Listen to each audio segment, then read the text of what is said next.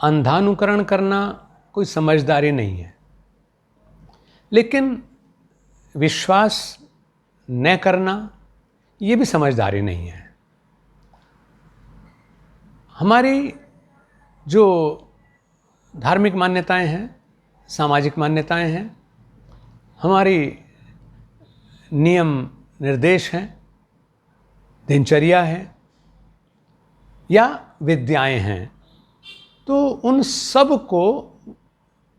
बनाने में युगों लगे हैं। रिसर्चेज होती रही और जो जीवन सूत्र हैं वो पुस्तकों में आते चले गए। ये अब भी हो रहा है, चाहे वो मेडिकल साइंस है, चाहे वो हेल्थ साइंस है, चाहे वो एरोनॉटिकल साइंस है, जो भी है, तो उसमें जो नई चीज़ें आ रही हैं, क्योंकि मानवता ने हमेशा प्रगति की है और फिर क्योंकि प्रकृति में परिवर्तन होते हैं तो उनकी वजह से हमें बहुत से जो सूत्र हैं उनमें भी परिवर्तन करने होते हैं। लेकिन जो जीवन सूत्र हमें हमारे बुजुर्गों ने दिए हैं, तो यदि उनकी वर्तमान में कोई हानि नहीं है तो हमें उनको अवश्य पालन करना चाहिए, क्योंकि उन्होंने उसको अपनाया, उसका लाभ देखा और तब जा कर के हमारे लिए लिख दिया कि बेटा इस चीज़ का अभ्यास तुम ज़रूर करना, अपनी जीवन शैली को इस प्रकार से बनाना ताकि तुम्हें कोई नुकसान ना हो, कोई दुख ना हो। हम प्राय क्योंकि नहीं जानते किसी चीज़ की महत्ता को, इसलिए उसको नकार देते हैं, या ये कहें कि हमें कुछ चीज़ में अनकंफर्टेबल लगता है या मेहनत करनी पड़ती है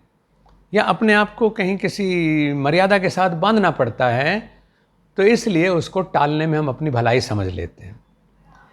बहुत बार हम अपनी जो महत्वाकांक्षाएं हैं, सफलता के उत्साह हैं, उनकी वजह से भी अपने साथ ज़्यादती करते हैं और उसमें सोचते हैं कि कोई दिक्कत नहीं है, मैं ऐसे मेरा काम चल रहा है। तो हमें लग सकता है कि फॉर द टाइम बीइंग कोई दिक्कत नहीं है, लेकिन निश्चित रूप से अगर हम प्रकृति के विरुद्ध आचरण करेंगे तो उसके नुकसान तो हमें सूनर और लेटर मिलने ही हैं, क्योंकि ये हमारी प्रतिरोधक क्षमता पर निर्भर करता है, हमारी शक्ति के ऊपर, सामर्थ्य के ऊपर निर्भर करता है कि हम विषम परिस्थितियों में भी जूझते हुए काम करते चले जाते हैं। लेकिन इसका मतलब ये नहीं है कि हमारा डिटोरिएशन नहीं होता, डिटोरिएशन होता है। ब्रह्म मुहूर्त में जागरण के बारे में प्राय जिज्ञासा होती है और आजकल तो ख़ास तौर से हमारे बच्चे, क्योंकि एक समय ऐसा था जब ये आर्टिफिशियल लाइट्स इतनी नहीं थी कि तब तो केवल दीपक जला करके या रात में किसी तरह से रोशनी करके छोटी मोटी लालटेन जला करके, उसका भी एक आविष्कार हुआ था, तब लालटेन जलनी शुरू हुई थी। नहीं तो हमने वो समय भी देखा है जब सड़क में भी जो प्रकाश है वो लालटेन का ही होता था कि खंभे लगे हुए थे, उनके ऊपर जो म्युनिसिपल बोर्ड का व्यक्ति होता था, नगर पालिका का, वो शाम को आता था, मिट्टी के तेल से लैंप पोस्ट कहलाती थी वो, उन्हें जला करके चला जाता था। अब बहुत ज़्यादा प्रकाश है तो इसलिए हमको लगता है कि अभी तो दिन ही है, हमने आर्टिफिशियल दिन बना रखे हैं। तो उसकी वजह से हमारा जो 24 घंटों का कार्य विभाजन है वो काफ़ी गड़बड़ा गया है।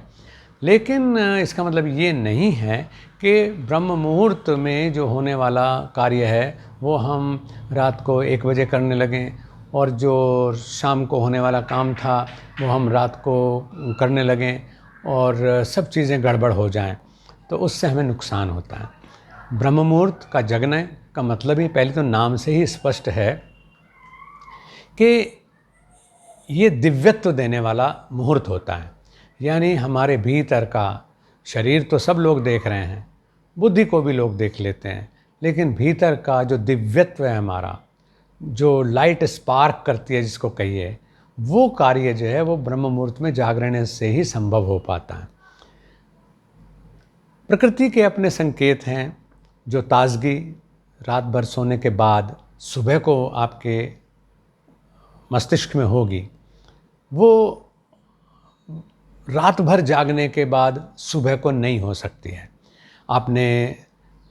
देखा होगा आज भी जो प्रखर बुद्धि के लोग हैं वो ब्रह्म मुहूर्त में जगते हैं और अपना कार्य करते हैं। डॉक्टर्स लोग जो बहुत अच्छे कॉम्पिटेंट डॉक्टर्स हैं वो अधिकांश सर्जरी, चाहे वो हार्ट की है, चाहे वो आँखों की है, चाहे वो किडनी की है, मतलब कोई भी सर्जरी ब्रह्म मुहूर्त में सुबह उठ करके लोग करते हैं। डॉक्टर लोग, वकील हैं, उनको देखो कि उन्हें अपनी फाइल्स तैयार करनी है, मुकदमों की पैरवी करनी है, तो उसके लिए वो सुबह को उठ करके ही अपनी फाइलें तैयार करते हैं जिस समय आप और हम सो रहे होते हैं। जो मेधावी छात्र हैं वो लोग सुबह उठ करके ही फ्रेश माइंड के साथ में अपना पढ़ाई का कार्य पूरा करते हैं। जो शरीर की शुद्धि करने वाले योग साधक हैं वो भी ब्रह्म मुहूर्त में उठ करके ही अपने इन कार्यों को करते हैं, चाहे वो ध्यान की साधना है, चाहे उसके बाद योगाभ्यास का कार्य है या स्वाध्याय है। स्वाध्याय के लिए कार्य जो सुबह को होता है। ब्रह्म मुहूर्त में जगना हमारे सिस्टम्स को ठीक करता है, क्योंकि जो शरीर का पाचन का सिस्टम हमारा है तो उसकी वजह से भी हमारा ब्रह्म मुहूर्त में जगना जरूरी है, जिससे कि जो उत्सर्जन का कार्य है, मलमूत्र के त्याग का कार्य है, वो ठीक से हो और आपके अंदर जो प्रतिघात हैं शरीर के अंदर के गैस्ट्रिक अटैक हो गया, मतलब उससे आप बचते हैं। चाहे वो हेमरेज की संभावना हो, चाहे वो पैरालिसिस होने की संभावना हो, चाहे वो कार्डिक अरेस्ट यानी आपके हृदयाघात जिसको हम कहते हैं वो होने की संभावना हो,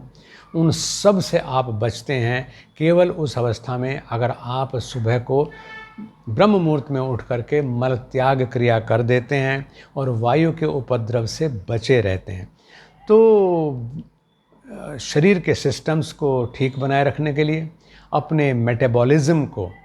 जो हमारी कहिए कि अपनी कार्य क्षमता है विभिन्न अंगों की, उसको हमारे जो भीतरी अंग हैं वो ऑटोनोमस सिस्टम के ऊपर चलते हैं, तो उनका मेटाबॉलिज्म ठीक रहे। आप सो जाते हैं तब भी आपका हार्ट बीट करता रहता है, आप जो हैं सोए हुए हैं तब भी आपके जो पाचन का तंत्र है वो अपना काम करता रहता है, आपके फेफड़े अपना काम करते रहते हैं, आपका जो रक्त परिभ्रमण है वो चलता रहता है। तो हमारे जो कम्युनिकेशन है हमारे शरीर के विभिन्न अंगों के बीच में और हमारे बुद्धि के बीच में, मस्तिष्क के बीच में, वो कम्युनिकेशन भी चलता रहता है। तो इन सब सिस्टम्स को ठीक से रखने के लिए ब्रह्म मुहूर्त में जगना ज़रूरी है। और सबसे बड़ी चीज़ है कि आप सब चाहते हैं कि हम स्वस्थ रहें, बलिष्ठ रहें, स्फूर्तिमान बने रहें और सुंदर बने रहें। तो ये जो क्वालिटीज़ हैं इनको प्राप्त करने के लिए ब्रह्म मुहूर्त में जागरण के अलावा हमारे पास कोई रास्ता नहीं है। तो जहाँ हम प्रखरता को प्राप्त कर सकते हैं, एकाग्रता को प्राप्त कर सकते हैं, ताजगी को हम प्राप्त कर सकते हैं, कार्य क्षमता को विकसित कर सकते हैं, और सबसे बड़ी चीज़ कि जो जानलेवा आघात हमारे शरीर पर होते हैं हेमरेज के माध्यम से, हृदयाघात यानी हार्ट अटैक के माध्यम से या पैरालिसिस के माध्यम से, तो उन सब चीज़ों से हम बचे रह सकते हैं, क्योंकि मेडिकल साइंस भी आज इस चीज़ को जान रही है और आपको बता भी रही है अब तो कि आप